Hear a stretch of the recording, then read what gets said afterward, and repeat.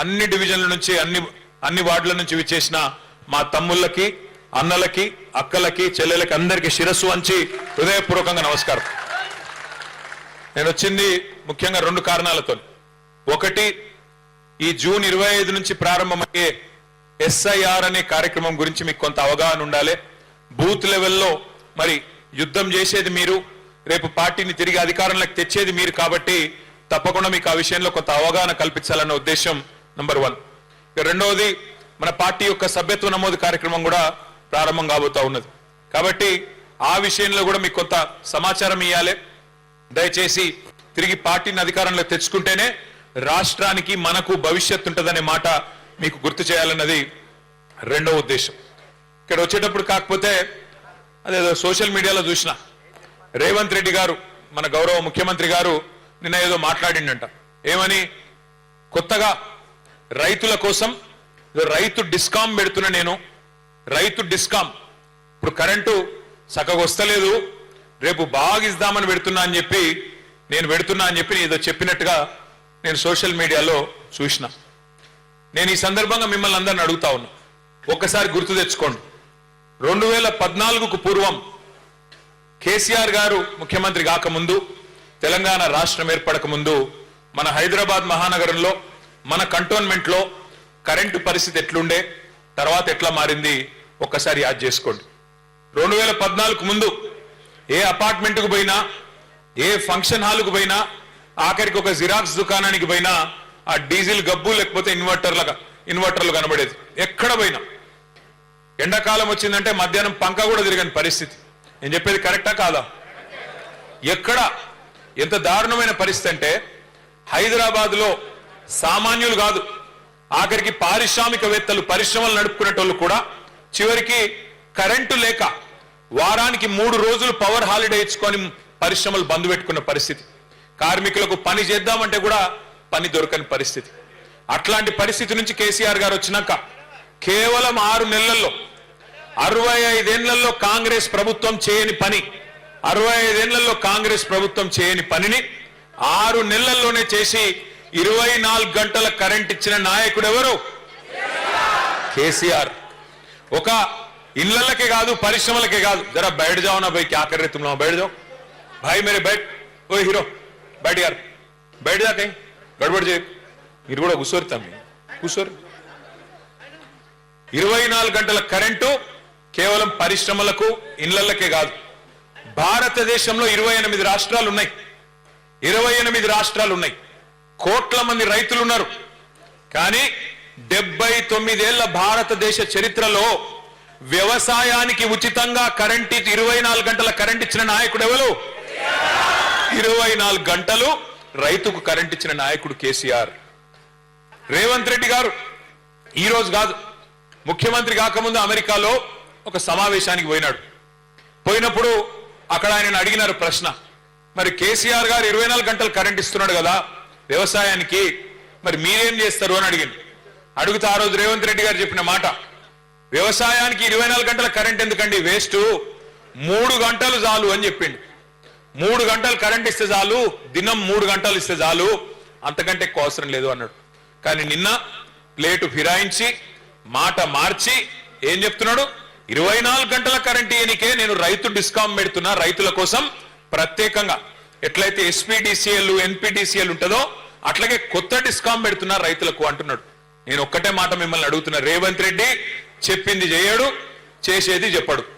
ఆయన అలవాటు అది ఇప్పటికే అర్థమైంది మనందరికీ. నేను ఉత్తగానే చెప్తలేను ఈ మాట. ఇగో ఇప్పుడు ఒకటే చిన్న మాట, ఇక్కడ మా ఆడబిడ్డలు ఉన్నారు. ఏం చెప్పిండమ్మా మీకు అన్నాడు? కేసీఆర్ గారు 1,00,000 రూపాయలు ఇస్తున్నాడు లగ్గం చేసుకుంటే ఆడపిల్లలు, నేను తులం బంగారం ఇస్తా అన్నాడా లేదా? అన్నాడా? తులం బంగారం ఇచ్చుడు కాదు, అగో తెలంగాణ తల్లి ఉన్నది అక్కడ, ఆ తల్లి నెత్తి మీద కిరీటం ఎత్తుకపోయిండు, వడ్డానం కూడా ఎత్తుకొని పోయిండు, అవి కూడా మాయం చేసిండు. బంగారం కిరీటం ఎత్తుకపోయిండు, బంగారం వడ్డానం కూడా మాయం చేసిండు. గంత దొంగ. తులం బంగారం ఇచ్చుడు కాదు, మీ మెడల పుస్తలతాడు గుంజుకపోతే వాడే మంచోడని చెప్పిన నేను. కొంతమంది నమ్మిర్రు, కొంతమంది నమ్మలేదు. హైదరాబాద్ లో మీరు ఎవ్వరు నమ్మలే. కంటోన్మెంట్ లో ఆ రోజు లాస్యా నందిత పోటీ చేస్తే 18,000 ఓట్ల మెజారిటీతో మీరు కూడా ఆనాడు గులాబీ జెండాని గెలిపించిండ్రు. మీరు కూడా చెప్పినారు మళ్ళీ కేసీఆర్ ఉండాలి, కేసీఆర్ ఉంటేనే హైదరాబాద్ బాగుంటుందని చెప్పింది. ఎందుకు చెప్పింది మీరు? కంటోన్మెంట్ లో పని జరిగింది కాబట్టి. మీరు అనుకోలే అన్నాడు కంటోన్మెంట్ వేరు, ఈ బోర్డు వేరు, ఇది మిలిటరీ వాళ్ళ చేతులు ఉంటుందట, రాష్ట్ర ప్రభుత్వం చేతిలో ఉండదట అనే ఒక కథ ఉండే ఇక్కడ. కానీ కేసీఆర్ గారు మీ కోరిక మేరకు, ఆ రోజు సాయన్న గారు ఎమ్మెల్యేగా ఉండే వారి కోరిక మేరకు ఒకటే ఒక్క మాట మీదకెళ్ళి హైదరాబాద్ అంతా ఎట్లయితే మీరు 20,000 లీటర్లు ఉచితంగా ఇస్తున్నారో మాకు కూడా ఇయ్యాలే అని ఒక్క మాట అడిగితే ఆ ఒక్క మాట మీదకెళ్ళి ఆ రోజు కేసీఆర్ గారు నిర్ణయం తీసుకొని కంటోన్మెంట్ లో 20,000 లీటర్లు ఉచితంగా ఇచ్చిన వాటా వాస్తవం కాబట్టి మనం గెలిచినాం. ఆ రోజు రూపాయికే నల్లా కనెక్షన్ ఇచ్చుకున్నాం. ఆ రోజు ఒకటి కాదు రెండు కాదు ఎన్ని పనులు చేసినాం. మీ మిలిటరీ వాళ్ళు సతాయిస్తుంటే మాటి మాటికి రోడ్లు బంద్ చేస్తుంటే నేను తిరిగిన ఉత్తరాలు పట్టుకొని ఆ కేంద్ర మంత్రుల చుట్టూ, రక్షణ మంత్రులు, సార్ ఇట్లా మీరు రోడ్లు బంద్ చేస్తే హైదరాబాద్ లో ఆగమాగం అవుతుంది, మా కంటోన్మెంట్ లో ప్రజలు ఆగమాగం అవుతారు, ఇష్టానుసారంగా అడ్డగోలుగా రోడ్లు బంద్ చేయొద్దు మీరు అని డిమాండ్ చేసినాం. మనం ఆఖరికి ఈడికెళ్ళి మన జుబ్లీ బస్ స్టాండ్కి వెళ్ళి అటు షామీర్పేటకు పోయేందుకు మనం పెద్ద ఫ్లైఓవర్ కడతామంటే జాగా ఇయ్యలే చాలా కాలం. 5 కేంద్ర మంత్రులను కలిసినాం, బతిమిలాడినాం. ఆఖరికి 2023 సంవత్సరంలో మనం మొత్తం పనంతా చేసినాక ఆఖరికి మన ప్రభుత్వం దిగిపోయినాక కాగితం వచ్చింది, ఏదో 100 ఎకరాలు ఇచ్చే కాగితం అప్పుడు వచ్చింది. కానీ మనం బాధపడలే, ప్రజలకు మంచి జరిగితే చాలు అనుకున్నాం తప్ప ఎన్నడూ వేరే తిరిగి ఆలోచించలే. అట్లాగే మీకు యాదికుండాలి, గతంలో బోర్డు ఎన్నికలు పెడతారని అప్పట్లో 2023లో ఒక వార్త వచ్చింది. బోర్డు ఎన్నికలు పెడతారు అని వార్త వస్తే ఆ రోజు కేంద్ర రక్షణ మంత్రి రాజ్నాథ్ సింగ్ గారికి నేను ప్రత్యేకంగా కలిసి ఉత్తరం ఇచ్చిన. సార్ ఈ కంటోన్మెంట్ లో, మా సికింద్రాబాద్ కంటోన్మెంట్ లో దాదాపు 35,000 మంది ఓటర్లు ఉన్నారు. వాళ్ళంతా డిఫెన్స్ ల్యాండ్స్ లో తెలుసో తెలియకనో ఇండ్లు కట్టుకున్నారు, వాళ్ళకు కూడా దయచేసి ఓటు హక్కు ఇవ్వండి అని చెప్పి ప్రత్యేకంగా వారి కోసం కూడా 35,000 మంది ఓటర్ల కోసం కంటోన్మెంట్ లో కొట్లాడిన పార్టీ మన గులాబీ దండు. ఇవాళ ఎందుకు ఎస్ఐఆర్ కింద ప్రాముఖ్యత, ఎందుకు ఎస్ఐఆర్ అంటే ఏంది, దాని గురించి మనం ఎందుకు ఆలోచన చేయాలి అంటే ఆ 35,000 మంది ఓటర్లు ఎవరైతే డిఫెన్స్ ల్యాండ్స్ లో ఉన్నారో, ఎవరైతే డిఫెన్స్ భూముల్లో తెలుసో తెలియకనో ఇల్లు కట్టుకున్నారో, గుడిసెలేసుకున్నారో, వాళ్ళందరికీ రేపు ఓటు హక్కు కల్పించాలంటే ఆ బాధ్యత మీ మీదనే ఉంటది, బూత్ లెవెల్ ఏజెంట్ల మీదే ఉంటది. యుద్ధం చేయాలి అవసరమైతే. యుద్ధం అంటే కత్తులు కట్టర్లతో కాదు, యుద్ధం అంటే కత్తులు తీసుకొని పొడుచుకుని కాదు నేను చెప్పేది. యుద్ధం అంటే ఆర్గ్యూ చేయాలి, హక్కు కోసం కొట్లాడాలి, కోర్టుకు పోవాలి, అవసరమైతే నిలదీయాలి ప్రభుత్వాలను. వాళ్ళు మావోళ్ళు కాదా, వాళ్ళు భారతదేశ పౌరులు కాదా, వాళ్ళ కాడ పాస్పోర్ట్ లేదా, వాళ్ళ కాడ రేషన్ కార్డు లేదా, మరి ఓటు హక్కు ఎట్లీ మీరు అని యుద్ధం అట్లా చేయాలి. ఆ పని చేయాల్సిందే ఈ ఎస్ఐఆర్ కార్యక్రమంలో చేయాల్సి ఉంటుంది. అట్లాగే చాలా పనులు చేసుకున్నాం కంటోన్మెంట్ లో. తమ్ముడు చెప్పినట్టు క్రిషాంత్ డబుల్ బెడ్రూమ్ ఇల్లు కట్టుకున్నాం, మల్టీపర్పస్ ఫంక్షన్ హాల్ కట్టుకున్నాం. హైదరాబాద్ లో కరెంటు, మంచినీళ్లు ప్రజలు కోరుకునేటి గివే కదా. మోరీలు మంచిగా చేయాలి, పిల్లల కోసం సౌలత్ చేయాలి, ఈ పనులు చేసినాం. అందుకే మళ్ళీ గెలిపించింది. కానీ హైదరాబాద్ మొత్తం మనమే గెలిచినాం. ఇక్కడ ఒక్క సీటు కూడా కాంగ్రెస్ కు రాలే 2023లో. కానీ ఊర్లలో నమ్మిండ్రు, అన్ని గివే దొంగ మాటలు చెప్తే నమ్మిండ్రు. ఇలా రైతు డిస్కమ్ అని అబద్ధాలు చెప్తున్నాడు కదా రేవంత్ రెడ్డి. అట్లాగే ఆ రోజు రైతుల గురించి 1 కాదు 2 కాదు 34 హామీలు ఇచ్చిండు. స్వయంగా రాహుల్ గాంధీని పట్టుకొచ్చిండు వరంగల్కు. పట్టుకొచ్చి కేసీఆర్ 10,000 ఇస్తే నేను 15,000 ఇస్తా ఎకరానికి. కేసీఆర్ గారు ₹1,00,000 రుణం మాఫీ చేస్తే నేను 2 లక్షలు చేస్తా. కేసీఆర్ 24 గంటల కరెంట్ ఇస్తే నేను 48 గంటలు ఇస్తా అని నమ్మబలికి రైతు డిక్లరేషన్ అని పెట్టి 34 హామీలు ఇచ్చి, ఎస్సీ ఎస్టీ డిక్లరేషన్ అని సపరేట్ గా పెట్టి, బీసీ డిక్లరేషన్ అని ఇంకో దిక్కు పెట్టి, యువజన డిక్లరేషన్ అని ఇంకో దిక్కు పెట్టి, మైనారిటీ డిక్లరేషన్ అని ఇంకో దిక్కు పెట్టి, మహిళా డిక్లరేషన్ అని ఇంకో దిక్కు పెట్టి మొత్తం చాటభారతం అంతా రాసిండ్రు వాళ్ళ మేనిఫెస్టో. అందులో ఎన్ని రాసిండ్రు హామీలు? 420 హామీలు ఇచ్చిండ్రు. 1 కాదు 2 కాదు 420 హామీలు ఇచ్చిండ్రు. 420 వాదా కరే ఆప్సే. ఈ 420 మాటలు నమ్మి ఆ దొంగ కాంగ్రెస్ కు కొంతమంది ఓట్లేసారు. ఓట్లేసి ఏమైంది? దేశమంతా వదిలించుకున్నారు కాంగ్రెస్ అనే దరిద్రాన్ని. ఒక మన దగ్గర ఆయన తెచ్చి నెత్తి మీద పెట్టుకున్నట్టు అయింది. ఇప్పుడు నెత్తి మీద తెచ్చి పెట్టుకుంటే ఏమైందో ఇప్పుడు అందరూ అనుభవిస్తా ఉన్నారు. రియల్ ఎస్టేట్ డామ్ అన్నది, కొత్త ఇళ్లు కట్టేది లేదు. కంటోన్మెంట్ ఉప ఎన్నిక వచ్చినప్పుడు లాస్యానందిత చనిపోతే ఆ రోజు నివేదిత పోటీ చేస్తే ఇక్కడ ఒక మంత్రి గారు వచ్చిండు ఇన్ఛార్జిగా. ఆయన పేరు పొంగులేటి శ్రీనివాస్ రెడ్డి, కొంతమంది బాంబులేట్ అని కూడా పిలుస్తుంటారు ఆయన. బాంబులు బాంబులు అంటాడు, అన్ని తుస్సుపటాకలు తప్ప ఏం లేవు. బాంబులు మంత్రి ఏం చెప్పిండారు, డైలాగులు పెట్టిండు. 6,000 ఇండ్లు, డబల్ బెడ్రూమ్ ఇండ్లు నేను ఇస్తా, ఇందిరమ్మ ఇండ్లు ఏదో అన్నాడు. 6,000 ఇండ్లు అన్నాడు. చెప్పి దగ్గర దగ్గర ఇప్పుడు 2 ఏళ్ళు అయిందా? అది ఎప్పుడు మే 2024 ఎలక్షన్ అయింది, ఏప్రిల్ 2024. 6,000 घर देता हूं बोले. मैं आज सवाल कर रहा हूं. నేను ఇవాళ మంత్రి గారిని అడుగుతున్నా, 6,000 ఇండ్లని డైలాగులు కొట్టినావు కదా కంటోన్మెంట్ లో, 2,000 రూపాయలు నోట్లు ఇచ్చి గెలిచినావు కదా, ఇవాళ 6,000 ఇండ్లు అన్నావు కదా మంత్రి గారు, 6 ఇండ్లు చూపెడతావు ఎక్కడన్నా? నీ ముఖానికి 6 ఇండ్లు, 6,000 ఇడిచిపెట్టు, 2 ఏళ్ళు ఒడిచిపోయింది, 6 ఇండ్లు కట్టినావా ఎక్కడన్నా? 6 ఇండ్లు కూడా ఇడిచిపెట్టు, 6 ఇటుక పిల్లలు పెట్టినావా ఎక్కడన్నా? ఇజ్జత్ ఉందా కనీసం మాటలాడితే? ఇక ఈ సిపాయి అట మనకంటే ఎక్కువ డబుల్ బెడ్రూమ్ ఇల్లు కడతాడట, లేకపోతే పోటీ చేయడట. అరే దమ్ముంటే నేను అడుగుతున్నా రేవంత్ రెడ్డి, నువ్వు చెప్పిన 420 హామీలు అమలు చేస్తా, చెయ్యకపోతే పోటీ చెయ్య అని చెప్పి దమ్ముంటే చెప్పు, బయటకు వచ్చి చెప్పు. ఉన్నదా ధైర్యం? 6 గ్యారంటీలు అంటివి, 100 రోజులు అంటివి, డైలాగులు కొడుతీవి. 6 గ్యారంటీలు 100 రోజుల్లో అమలు చేస్తా అని డైలాగులు కొడుతీవి.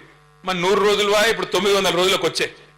ఈ మధ్యన మొన్న ఆదిలాబాద్ పోతే అక్కడ ప్రెస్ వాళ్ళు అడిగింది, ఏమైనా రేవంత్ రెడ్డి గారు 100 రోజులు అంటే 6 గ్యారంటీలు అంటే మరి ఏమి కనబడతలేదు, ఏం సంగతి అంటే ఏమంటుండే ఎరికైనా కొత్తగా? ఎంత పెద్ద పైల్వాన్ అయినా, ఎంత కన్నలు తిరిగిన ఉస్తాద్ అయినా 3 నెలలనే పిల్లలు పుట్టిస్తాడా? ఈ మాట ముఖ్యమంత్రి చెప్పన్నా, మాకు తెలియదా? 9 నెలలకు పిల్లలు పుడతారని మనకు తెలియదా? మరి నేను ఒక్కటే అడుగుతున్నా రేవంత్ రెడ్డి గారు, 3 నెలల పిల్లలు పుట్టారని మాకు ఎరికే, కానీ 30 నెలలైనా పుట్టకపోతే నిన్నేమనాలి మరి? 30 నెలలు ఒడిచిపోయాయి కదా, మరి ఏమని విలువాలి ఇప్పుడు? నేనేం అంటలేను. ఏమన్నా అన్నావు అనుకో, గట్టిగా అన్నావు అనుకో, నీ లాగుల తొండలు ఇడిచి పెడతా. నేను అందుకే చెప్పిన మొన్న వాళ్ళ తమ్ముని పేరు కొండలరెడ్డి, వీని పేరు తొండలరెడ్డి, వీటి కూడా తప్పడే లొల్లిపోతుంది అని చెప్పిన. అది ఏం భాష, ఏం మాటలు, ఏం గలీజ్ మాటలు మాట్లాడితే నోరు తెరిస్తే బూతులు తప్ప. ఎలక్షన్లకు ముందేమో వాగ్దానాల వరద, ఇప్పుడు నోరు తెరిస్తే బురద, అంత తప్ప ఏమీ లేదు. ఒక్కటంటే ఒక్క మంచి మాట. తెల్లారు లేస్తే ఎక్కడ మాట్లాడినా, ఆఖరికి పిల్లగాన్ల ప్రోగ్రాంకి పోయిన ఎక్కడో ఎదురున్న స్కూల్ పిల్లలు ఉన్నారు, వాళ్ళ ముంగట ఏం మాట్లాడాలో కూడా తెలియదా నీకు? కనీసం ఎదురున్న ఆడపిల్లలు కూర్చుంటే ఏం మాట్లాడనో తెలియదు, స్కూల్ పిల్లలు కూర్చుంటే ఏం మాట్లాడనో తెలియదు. ఏడవైనా ఒకటే లొల్లి, పేగులు తీసుకుంటా, మెడలేస్తా, గుడ్లు వీక్తా, గోటీలాడతా, లాగుల తొండలు ఇడిచి పెడతా, నేను చెప్పులు ఎత్తుకపోతా అనుకుంటారు ఢిల్లీలో. ఇవే మాటలు, లఫుట్ మాటలు తప్ప ఒక్క మంచి పని ఇది నేను చేసిన. హైదరాబాద్ నేను అడిగిన మొన్న, ఏమని? ప్రభుత్వాన్ని 1,00,000 డబుల్ బెడ్రూమ్ ఇల్లు మేము కట్టినాం. కేసీఆర్ గారి ప్రభుత్వంలో 1,00,000 డబుల్ బెడ్రూమ్ ఇల్లు మేము దగ్గరుండి మున్సిపల్ మంత్రిగా నేను కట్టించిన. నేను అడిగిన, నువ్వు 2.5 ఏళ్ళు అయిపోయిందంటే 50% టైం అయిపోయింది నీది, ఒక్క ఇల్లు కట్టినవా? ఇందిరమ్మ ఇల్లు కడితే నేను రాజీనామా చేస్తా అని చెప్పిన. ఇక ఒక్కొక్కడు లేచి ఎగిరెగిరి పడుతురు, గింతున్నోడు కూడా. ఒక ఇల్లు చూపెట్టురు రాయి అంటే అది శాత కాదు. నేనేమడిగిన, నేను ఒక్క ఇల్లు కట్టినరా, కానీ ఎన్ని వేల ఇల్లు కూడా కొట్టినరు మీరు. హైడ్రా పేరు మీద ఎంతమంది గరీబుల కొంపలు ఉచ్చుకున్నారు, అది ఎందుకు చెప్పరు అంటే ఎగిరెగిరి పడుతున్నారు ఒక్కొక్కరు. నేను అడుగుతా ఉన్నా మిమ్మల్ని అందరినీ, కేసీఆర్ గారు ఉన్నప్పుడు హైదరాబాద్ మహానగరంలో 1 కాదు 2 కాదు 2.5 లక్షల మంది పేదలకు జీవో నంబర్ 58 కింద 59 కింద గరీబులకు పట్టాలు ఇచ్చినాం. తెలుసో తెలవకో గవర్నమెంట్ జాగాలో ఇల్లు కట్టుకుంటే 2.5 లక్షల మందికి పట్టాలు ఇచ్చిండు కేసీఆర్. నీ ముఖానికి నువ్వు ఒక్కలకి ఇచ్చినావా పట్టా? ఒక్క పట్టా ఇచ్చినవా? ఒక్క ఇల్లు కట్టినవా? ఒక్క ఇటుక పెట్టినవా హైదరాబాద్ లో? ఇలా మాట్లాడడానికన్నా సిగ్గుండాలి. ఏమనంటే జేబుల రిబ్బన్లు కట్ చేసేందుకు ఒక కత్తెర పెట్టుకొని తిరుగుతున్నాడు.